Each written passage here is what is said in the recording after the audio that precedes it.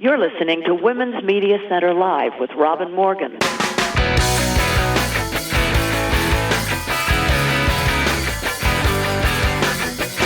Welcome to Women's Media Center Live. I'm Robin Morgan, and I'm going to jump in right away because I'm quite excited about today's program, and I think you will be too. My guest today for the conversation is Dr. Louise Brangan. She is an Irish academic who researches injustice and punishment. She's a writer. She's drawn to issues that concern injustice and culture and collective memory. She's a background in sociology and philosophy, and she completed her PhD at the University of Edinburgh in 2018. She's been a visiting Fulbright Scholar at the Center for the Study of Law and Society at UC Berkeley and a nominated Fellow at the Institute for the Advanced Study of the Humanities at the University of Edinburgh. And from 2026, she will be working at the London School of Economics. And her academic book, The Politics of Punishment, is the surprising story of the unusual prison systems that developed in Ireland and Scotland at the end of the 20th century, from the perspective of civil servants, politicians, and prison governors. And this wider body work was awarded academic prizes from the British Society of Criminology and the journal Theoretical Criminology. And she's collaborated with artists to produce visual art and sculptures and has written features for the Irish Independent and BBC Radio 3's The Essay, and so forth. She was named in 2023 one of the BBC's New Generation Thinkers, and it's my real honor to present her and her remarkable book, The Fallen, which you will hear about in just a moment after this brief message.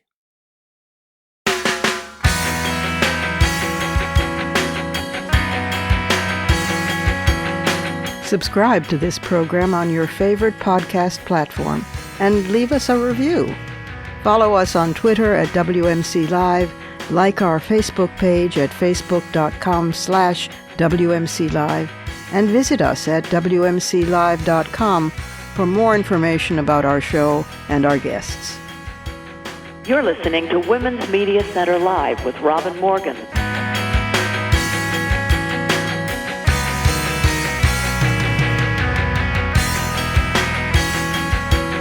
Louise Brangan, welcome to Women's Media Center Live. Thank you so much for having me, Robin. Oh, no, this is a really powerful book, a very powerful book. Wow. It's called The Fallen, The Lost Girls of Ireland's Magdalen Laundries and a Legacy of Silence. By the way, is it Magdalen or Magdalen? Because I know in Britain they pronounce it Magdalen. Magdalen Laundries. But you're right, in Oxford there's a Magdalen College, but it's spelled the same way, but we say Magdalen Laundries. You do say Magdalen Laundries. Okay, so yes. The Lost Girls of Ireland's Magdalen Laundries and a Legacy of Silence. And wow, is it ever. It is a fantastic book. It is about, of course, the laundries, the infamous laundries, and the scholarship that you've put into this book and the compassion and the rage is evident and stunning. It's beautifully researched, and it's just quite brilliant. Most people, I think, are familiar with Ireland's history and have heard of the Magdalen laundries, places where so-called fallen women were sent for reform. But very few people understand that the laundries were part of a larger carceral system in Ireland, which I found raised the hair right off my head. There were prisons, but also there were asylums, industrial and reformatory schools, mother and baby homes, and country homes, each of which operated alongside the Magdalen laundries. And taken together, the system of confinement held more than 1% of the Irish population, more than 1% of the entire population, which is staggering when you realize that it outstrips the current rate of those mass incarceration in the United States. That's really something else. Mm-hmm. And here you have pulled the curtain back on the insecurities of this young country and showing that Ireland believed, as did many other patriarchal countries, but Ireland takes a special prize, that if women could be controlled, the entire population could be controlled. Hmm. And they were not wrong. I mean, tragically and frighteningly, they were not wrong. So this went right up into to the 1960s, and it's one of the darkest, most frightening periods of Irish history. And and I'm very grateful that you, as an Irish academic and as a brave woman, researched and took on this. I often wondered I mean, I knew about the laundries, and I knew about what had happened to the women there because I was a friend of Mary Robinson, and I had known a number of Irish feminists. Um, but I, I often wondered, why didn't somebody do the book, the book on this? And you have done it. You have done it. It's just priceless. So, well, let's get started. I was going to ask, how did you come to write this book? But obviously, it was jumping up and bashing you in the face until you did it, wasn't it? I mean, the silence was deafening. Well, it's funny you mentioned Mary Robinson because I was maybe 10 years old when she became president, and I had a teacher at primary school who was a member of Ireland's women's liberation movement, and she really radicalized me into feminism. So it was really exciting then to be a child at this time where Ireland was sort of coming out of this Catholic, Yes. censorious atmosphere, and to see a feminist and a campaigner and an activist and such a bright, sharp mind as Mary Robinson become present. And it just was exciting. It felt like Ireland was coming apart, but also being put back together. But I had a very strong sense, even, I don't want to sound too precocious or pretentious or all knowing as a child, because we sometimes tend to do that when we recall our great insights as children now as adults. But there was a sense that we were moving on so quickly Mm-hmm. that we weren't going to face everything that had just been and gone and had happened. And I remember being at my nana's house one day, she was looking after me, and I had seen something on TV. It was a movie and about sort of a community turning inwards on a woman who had strayed, had had an extramarital affair, and it really frightened me. And I mentioned it to my nana, all in and around this same period. And she had grown up in the west of Ireland, and as casual as anything, she turned and said to me, that's just what happened then. A girl got into trouble and she would Ah, disappear one day and no one ever spoke about her again. And then my ah, nana just walked away. She'd said what she needed to oh, say. my And God. as a child, I didn't That's, really know what that meant, yeah, but it that's was pretty weird.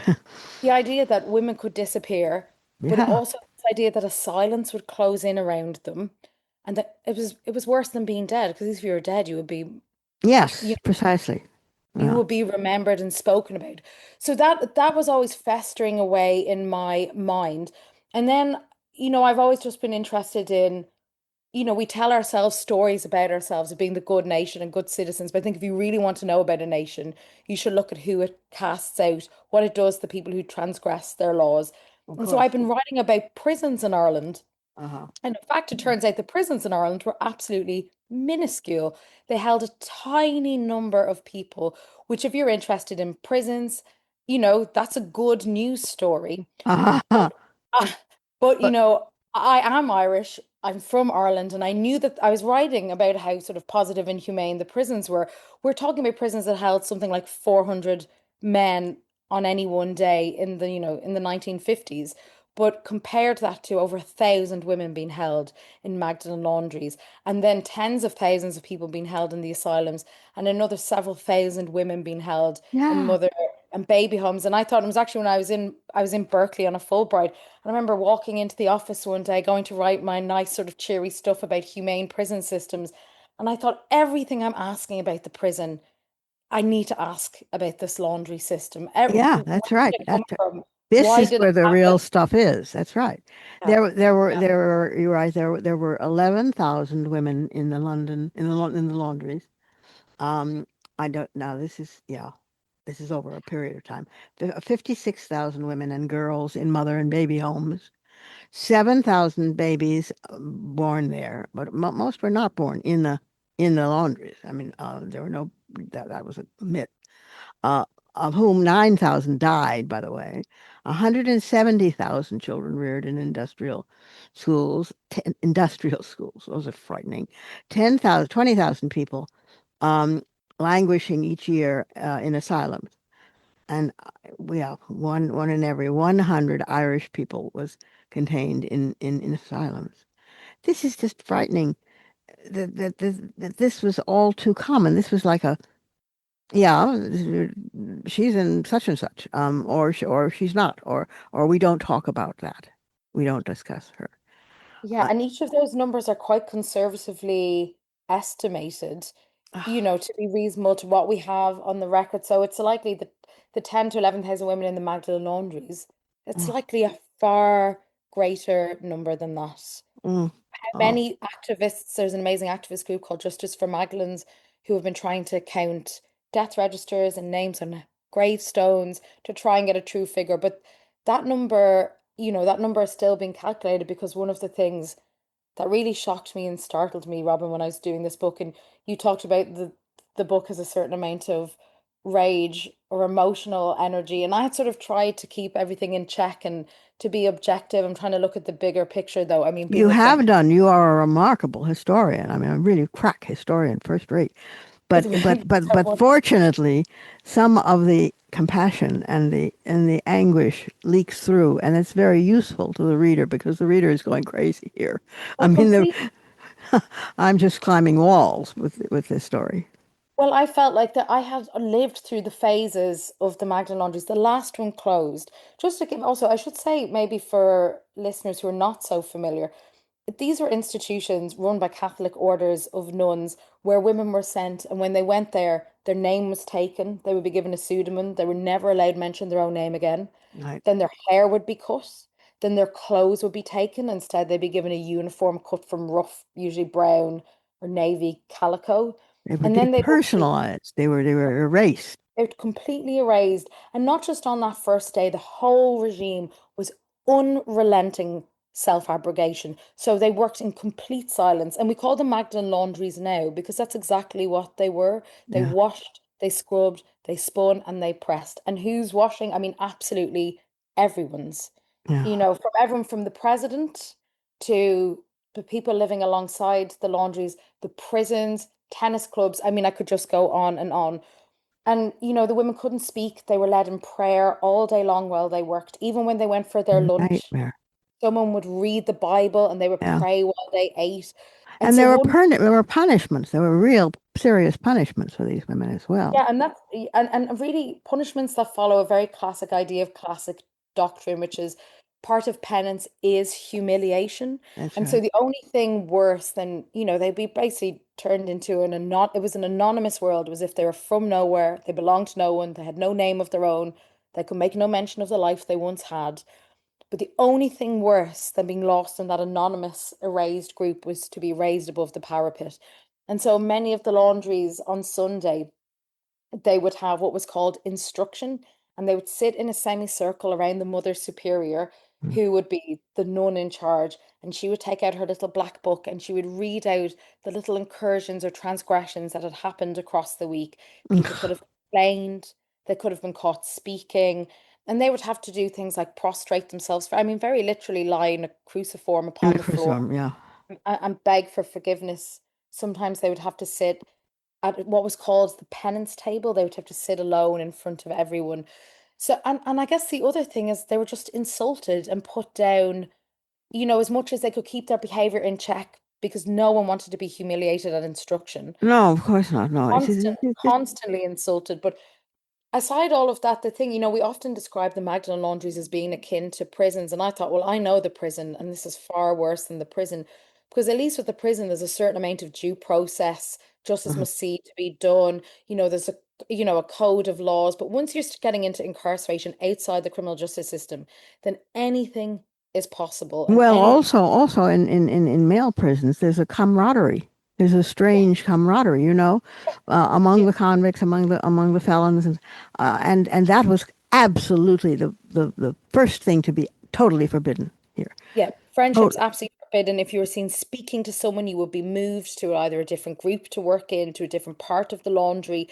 So in the laundries are also, they're massive convent complexes with Yeah. churches and chapels, but the laundry element, Ah, was huge and vast, purpose built for industry. And it's so funny because in Ireland, really right up until the 1960s, was this agrarian Catholic nation, making good through farming, just living on what's enough. It was a protectionist sort of economic system. We didn't need to do international trade with other countries. But yeah. here at the back of these convents were these women-led, enslaved population Yeah. working away, hidden away. Um, And but what made that, sorry, go ahead. hold, no, hold your thought. This goes right into 1996 when the last one closed. I mean, this is frighteningly recent. Yeah.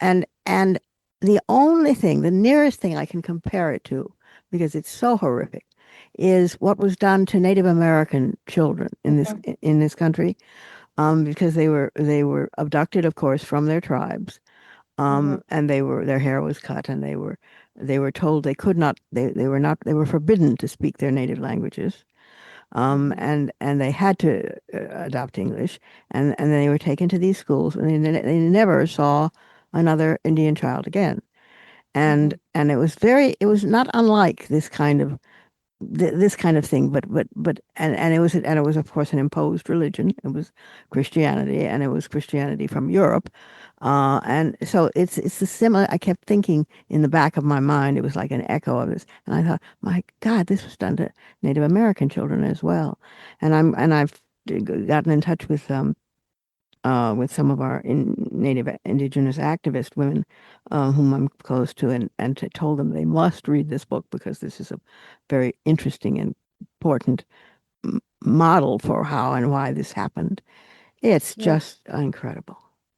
Well, isn't that the thing, once a community, a group are othered because they are the wrong kind of class of people, the Right. wrong kind of ethnic background, the wrong kind of gender, the wrong kind of behavior, once the othering comes, that permits all sorts of behavior, ostracization, Mm. banishment.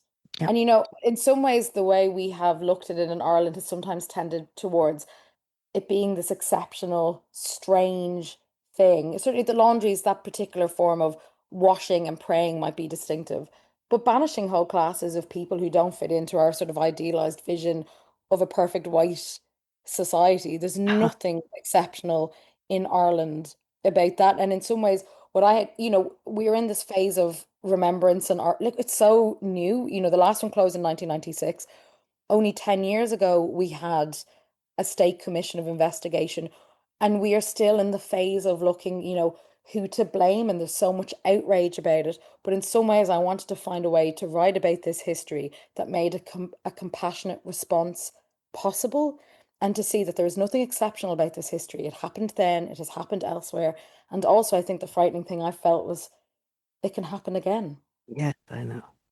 I know. And because women are the still the incarnation of evil and bad things and the bringers of sin, and that is bubbling still always right beneath the Mm. surface, and you see it in the United States quite a lot now with the Well, rise I'm of. following what's going on in the United States very avidly because when I was saying I was in Berkeley when I thought of this project, I knew it was what I was going to do next. Mm, That was in 2015.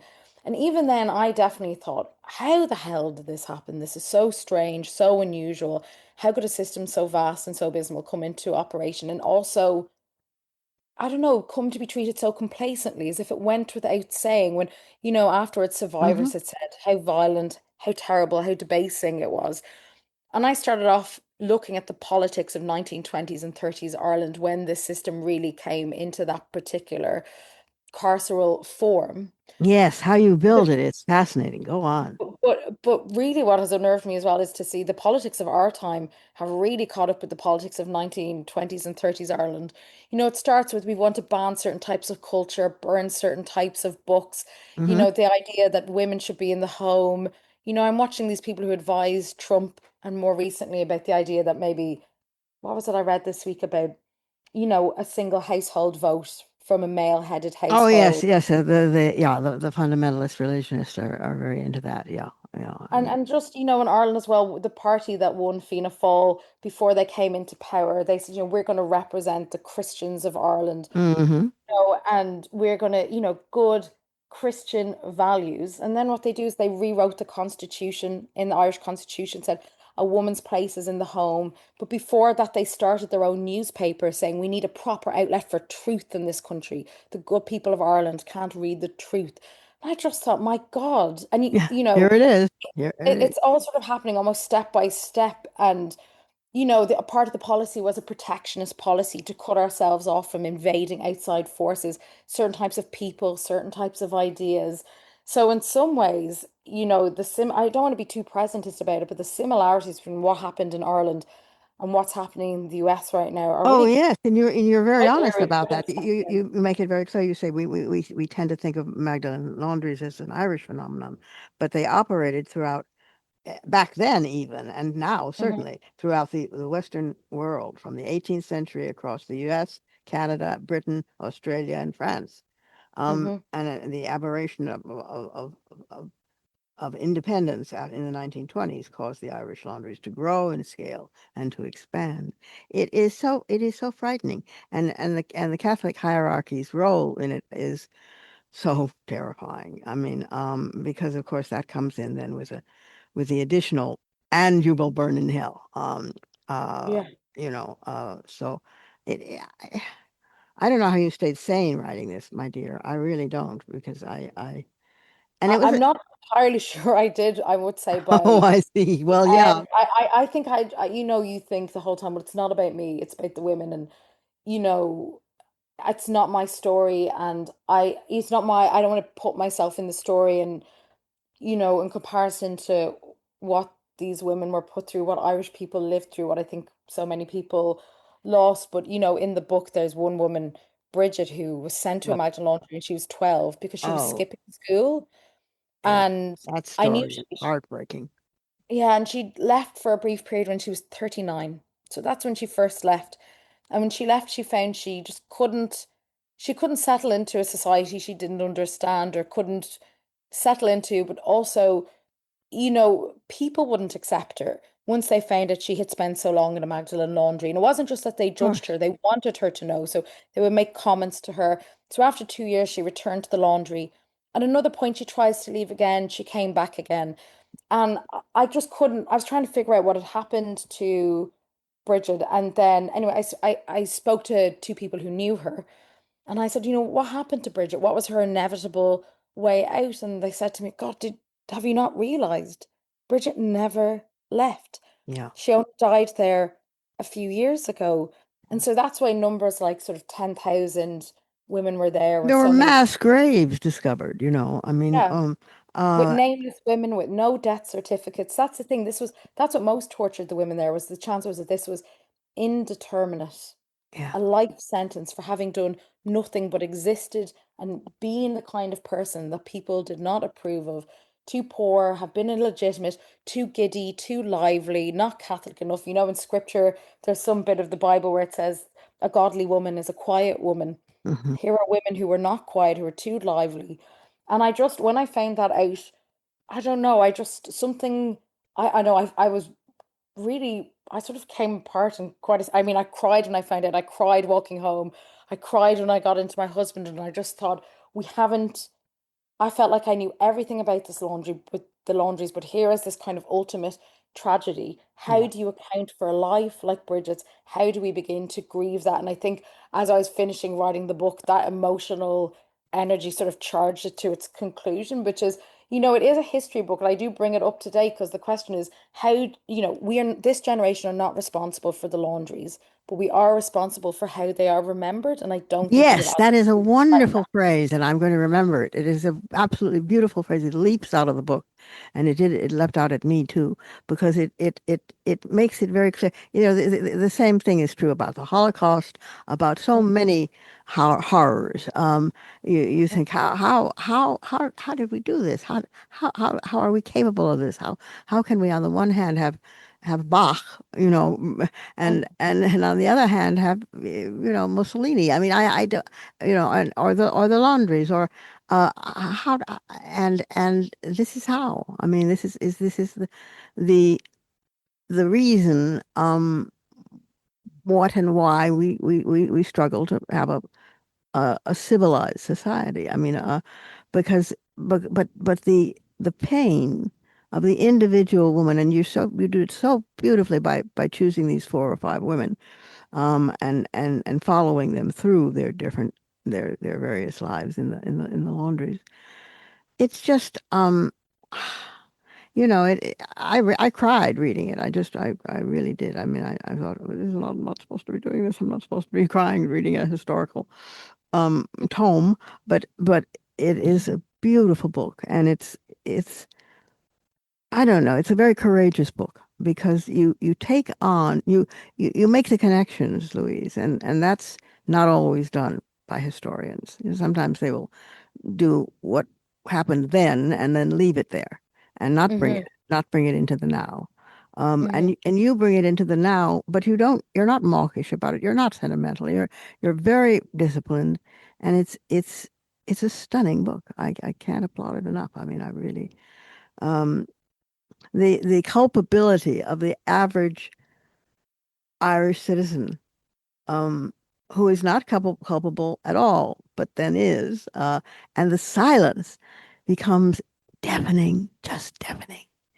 Yeah. You begin to feel it reading it. You begin to feel the compression and the closing in of walls, and you don't want to mention that, and you don't want to mention this, and you shouldn't wear that, and you can't touch that, and or what is it? There's Irish girls, and certainly the laundry girls didn't ever ask questions. They just went along.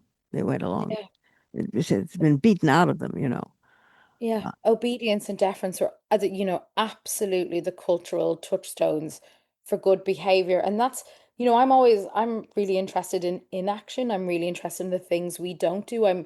Because I'm interested in justice and punishment.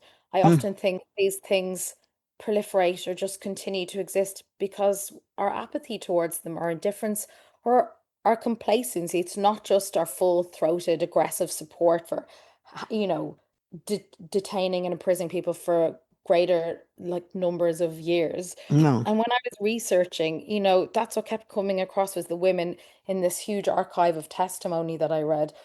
It kept being, what wasn't said, what wasn't supported, when they tried to tell people what had happened to them, they were either faced with complete denial, complete disbelief, or some people would say to them, well, you should be grateful. You should be grateful that the nuns took you in. And so they're sort of continuously denied what happened, this continuous silence. And, you know, I understand in recent years, as we've sort of tried to recover this history, and this is an important part of historical recovery too, is to find the good and the hope and the Yeah. people who broke away. But that wasn't, those are exceptional cases in what was otherwise a very long history of nothing happening, of the laundries, more and more women being sent, and more people sending their washing in after them.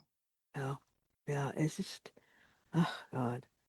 But then I would Ah. say, the thing that when I talk about the 1990s, the laundry system came apart. Not there was no lobby for them to be dismantled. There was no in the equivalent of having, a prison reform organization saying we've got to end this. Uh-huh. They faded from view, they faded from use. But Ireland changed dramatically as well because people collectively just said they'd kind of had enough. Yeah. That Ireland was oppressive, with very little potential for the future, very little for young people. There'd been mass emigration. And at some point, people like Mary Robinson offered this alternative view, which was we don't have to live like this. It's like And, letting and the so in sunlight in. yeah, and so in some ways, you know, I haven't done that thing that some nonfiction books do or say, and here's the big story of hope at the end. But in some ways, here are two possible futures. We can lean into intolerance. We can, lose the culture war, not stand up for our progressive values. And the Magdalen laundries are what happens when, Yeah. it's the most tragic consequence when we give up on that. But also when we band back together and in action just say, enough is enough. these systems can come apart very quickly as well. That's So I true. sort of feel like our two possible futures are in the Irish case. So rather than seeing it as something exceptional and strange and historical, I think it has a very current urgency and lesson to be learned from this case study as well. Well, it's and you look for the blame. I found myself looking for the blame, and it's it's everywhere, and it's nowhere, which is its power. Hmm. And so that you're looking for, well, the nuns are having a miserable enough life as it is, and they're in these, cavernous, dank, dark places too. So they take it out on the girls. Well, it's not that simple. Um, and and then you go on to other aspects of this, and you this is a profoundly feminist book. I mean, of course, because it has in it the without ever beating the drum about it, the um, fear and trembling and sickness unto death that the church and religions in general have for women, certainly Yeah, patriarchal religions. And it is so replete with yeah, that you should smell it. And as you say, it's happening again, or they're trying to make it happen again. Um, yeah. and so it's a very frightening reality. Yeah, that silence that's all around, that, I don't know, as you say, it's replete, it's everywhere and it's nowhere. And so in some ways, the search for blame will only get us so far. That's right. How do we begin to understand this? I read one letter in the archives, which I didn't end up putting in the book, but about a girl who had gone to a mother and baby home, and her father had said to her, "I would have preferred if someone had basically come home and told him that his daughter had died, than to have Oh, come home and said that she was pregnant outside of marriage." And there is just something about a society that turns towards mass detention and intolerance, exclusion, that becomes so loveless like that. So there are so many tragic personal stories. And, some of when you're on social media, readers will tag you in their reviews. So yeah, when readers tag you, they say things like, "This is such a harrowing read." And actually, one of the things I really wanted to do is to show restraint, to not be too voyeuristic, to not be pornographic in the way we gawk at violence. But the right. strange thing there I found was so many of those readers are Irish. And when I went back in the course of researching the book, some people would say things to me like, "Well, best of luck with the book," but almost insinuating I had arrived too late. And the term I kept hearing time and again was, "Ireland has laundry fatigue." They got it. Oh And my basically, they'd God. already moved on. Like everywhere I went, Ireland has laundry fatigue. And yet, when people are saying they find the details harrowing, I think that truly proves the point that we didn't know the details of these No. institutions. We had kind of moved straight from a reckoning, a scandal, and a reckoning to a public inquiry 10 years ago, and then moved straight into fiction and films and TV series. An We attempt moved to cover it up at the same time. I mean, oh yes, yes, they were bad. That was terrible. Bad period, bad time. Move along, move along. You know. Yeah, and I have an account at the end of the book where just before I submitted the draft to my publisher, I'd gone to this work dinner and was discussing it, and this guy I was sitting beside said, he was saying what he thought Magdalen laundries were places for pregnant women. And I said, "No, no, no. They are Mm, more like a mausoleum, places where you just put all the kinds of women that don't fit." right. And he said, "Oh, for God's sake." And his line was, and it was incredible, he said, "What do the details matter as long as we know it was wrong?" Now, I wasn't having a very good time at this work dinner. I had to say I would much prefer to have been at home. But I had to say, when he said that, I thought, "Oh my God, I'm meant to be the writer." And he has come up with this Oh, perfect, concise sentence that sums up almost my entire argument. What do the details matter as long as we know it was wrong? And of course, my response is, if we don't know what the yeah. details, then we don't even know what was wrong. And so that sort of charged me on at the end as well. Do the details matter? Yes, of course they The do. details are all that matter, really. I mean, Yeah. they are what really matters. Yeah, and I think that's how I always approach all my work, all my writing. I begin rather than from a big position of post-colonialism or feminism or gender or neoliberalism. I try to begin at the smallest detail told from the position of the people who lived through it, and I work out from there. So that's why everything, I think every book I write takes about 6 years because it begins as such an infinitesimally small detail. But I just thought, what do people eat there? Where do they sit? Yeah. How do they sleep? When could they speak? Turns out all of those things were freighted with pain and suffering. How did they Yes. get in? Who knew about them? How did they leave? And Right. so once I began with those details, in some ways, it's a classic thing when you're writing narrative nonfiction. You can show, don't tell, because it's all there in all of those small Hmm. details, all of those stories. We begin to see a culture just so suffused in silence, so desperate for order, so desperate for to become a respectable, stable society after, years of economic hardship and instability. It's all there in the stories of these women and of the people. I have interviews with people as well who lived alongside them, who would sometimes visit the laundries with the priests who worked in them. When people tell their stories, you can see how normal they were, how familiar they were, Mm. and we begin to see, how they sat so quietly alongside ordinary Irish society. So when the story of the laundries first broke in 1996 and into the 2000s, there was a bit of hand wringing, and people would say, "Oh, if only we'd known. Oh, if only we'd known." Oh, come on. Ha Of ha. course, I mean that didn't last long. Of course we knew, and I think the thing that people have really struggled with is we knew and we didn't know. And that question, Yeah, of course. what does it Yeah. mean to know then? Well, really they slipped into the space of respectable silence. Yeah. They Yeah. went without saying, and we knew we didn't know, but they were there, but they weren't invisible. There was one letter to the Irish Times written, I think, in the 1950s, where this man was describing the fine main street of this very salubrious suburb outside of Dublin called Donnybrook, which Mm. also had a Magdalen laundry. And he said, this is one of the like classical sort of beautiful main streets of Dublin. It has everything you would want: Oh. butcher, dairyman, post office, Magdalen laundry. Ordinary Oh my God. of an Oh. Irish life, of an Irish street. They were there on main streets. Oh. Sometimes we see them in movies, and if girls escape, they sort of cast open the door and they're met with this field and nothing. But actually, when women opened the door, if they managed to escape, they were in the city centre. They were Mhm. in town. They were in urban Of enclaves. course.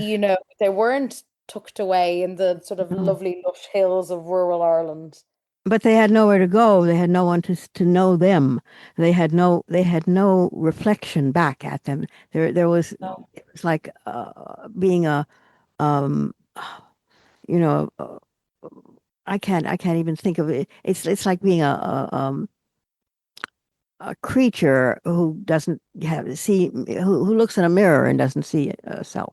Yeah. Well, funny, in one of the laundries, the women were made to line up and say, I am nobody, I am nobody, I am nobody. And some of them had just so internalized that that they belonged nowhere, that they were nobody. And there's Tell me. one, Go ahead. sorry, go ahead. No, go ahead. Say But there's one. there's one story of a girl in the book who, for some reason, was sent to work at another laundry and made to return to the one where she was designated to be. Uh-huh. Why didn't she escape? And she had all this time. The reason she'd been sent there was because she kept running away from her orphanage. And she said she just got to the point where she realized she had to end up somewhere, and this must be it. There was no place to go. Yeah. There was Yeah, what is the point? That's yeah, utter despair. That's complete yeah. despair.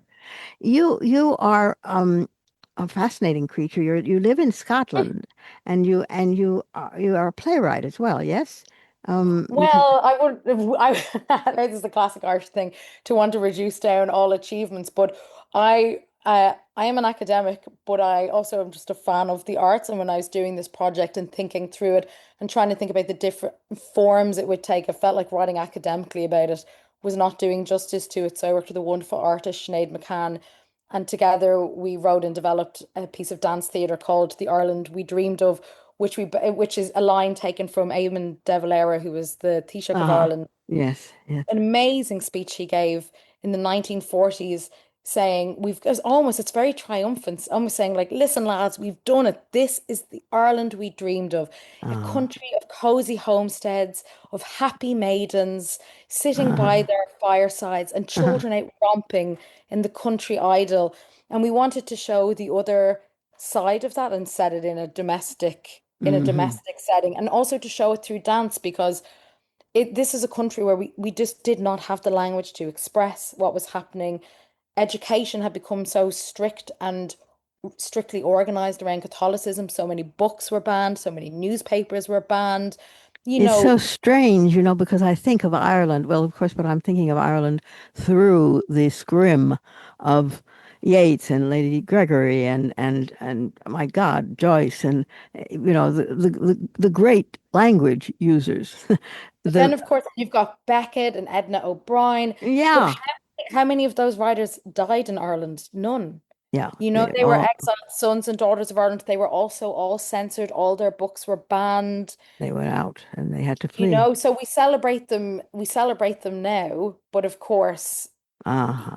no, and I think Edna O'Brien's work really is so freighted with that sense of the community and the scandalous sort of hot burning, searing indignation of local gossip Yeah. and being cast out of your community. So I think that's part of the paradox. We have Uh, all these beautiful writers, but they are writing in a context against which certain types of speaking, certain kinds of expression had become to be seen as deviant. mhm.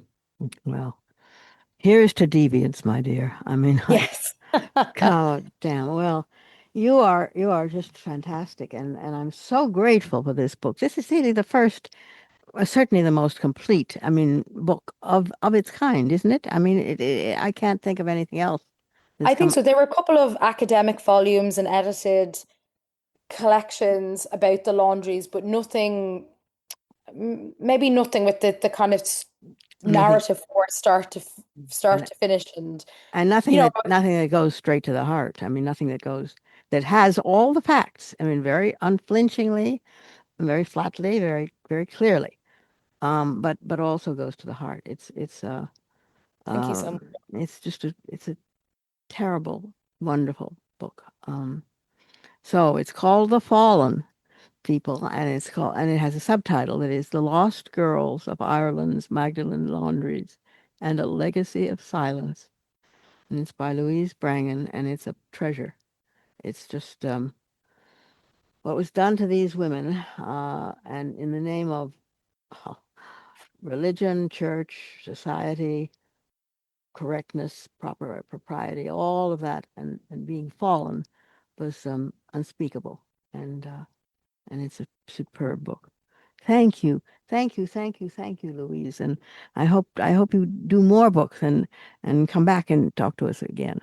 Well, thank you so much for having me, Robin. I really enjoyed this conversation. Thank you. Oh, well, is there anything more you want to add about this book?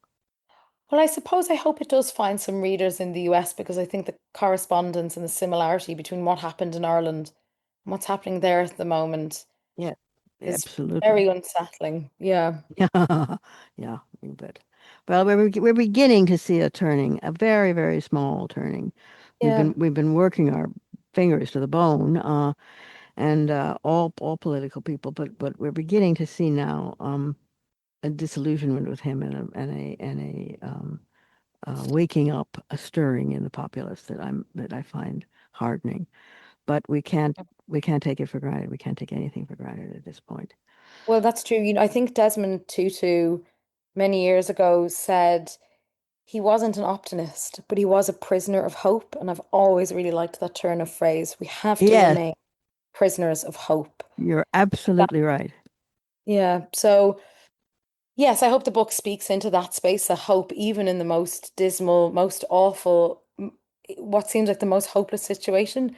There's always hope once we're willing to act, once we are willing to speak up Mm, and speak out and speak against things. yes, and have the courage to do so and follow through and Yes. act. And that's all there is. We have each other. Yeah, Oh, completely. thank you, thank you, thank you, my dear. Bless your heart. Thank you Um, so much, Robin. and go and buy The Fallen. Okay, take Lovely. care. Thank you so much. All the best. We have to take a brief pause, but I'll return in just a moment.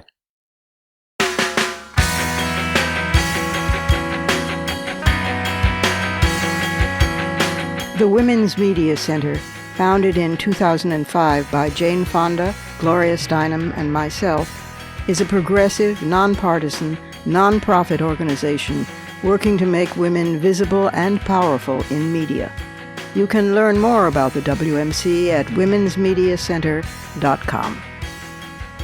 You're listening to Women's Media Center Live with Robin Morgan.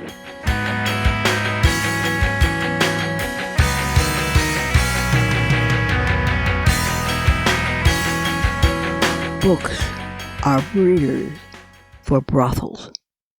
Those are fighting words.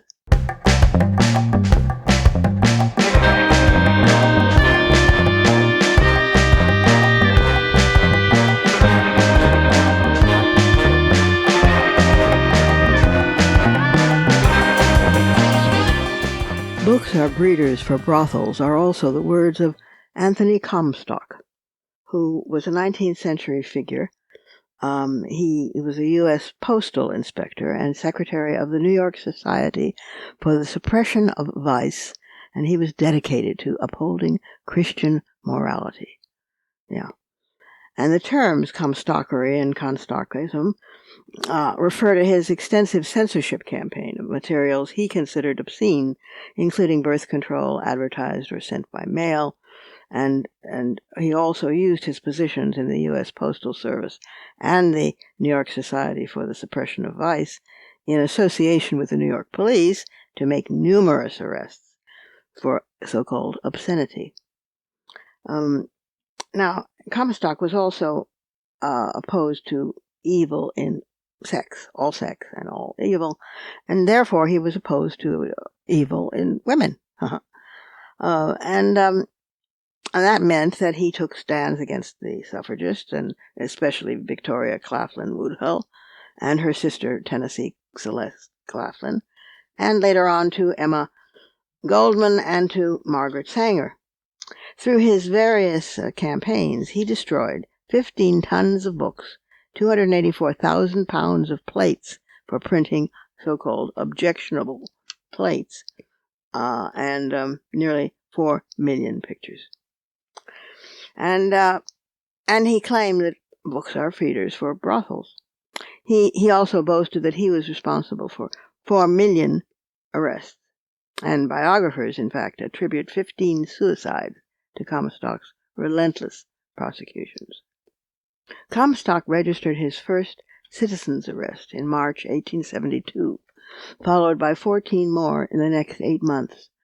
Early the next year, in response to a request by the YMCA Committee for the Suppression of Vice, he produced his first year of reports, which were described as heroic. He now stood behind a powerful federal law that would allow him to change, or at least that's what he hoped for, President Ulysses S. Grant's signing into law laws against abortion, pornography, and contraception.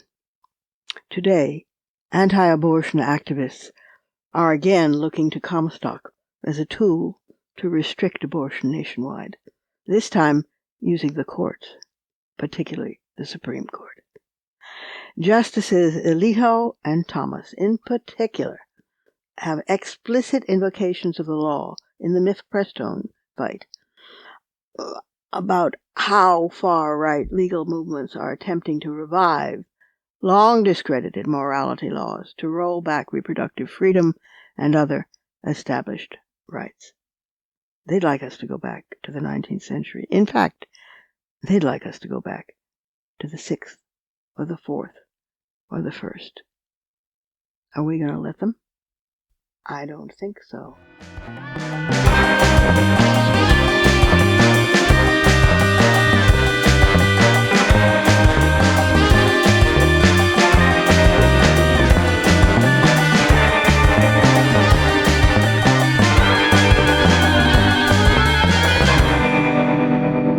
And that's our show for this week. You can follow me on social media at The Robin Morgan. You can check out my blog at robinmorgan.net, and you can find my new novel, Parallax, and my just-out new book of poems, Harvesting Darkness, wherever books are sold. Portions of this program were taped earlier. Views expressed here do not necessarily represent the WMC. Here's the family for Women's Media Center Live. Executive producer, as well as founding and sustaining sponsor, Regina K. Scully. WMC president and co-executive producer for this program, Julie Burton. I'm Robin Morgan, your producer and host. Thank you for being with us. Join us next time on Women's Media Center Live.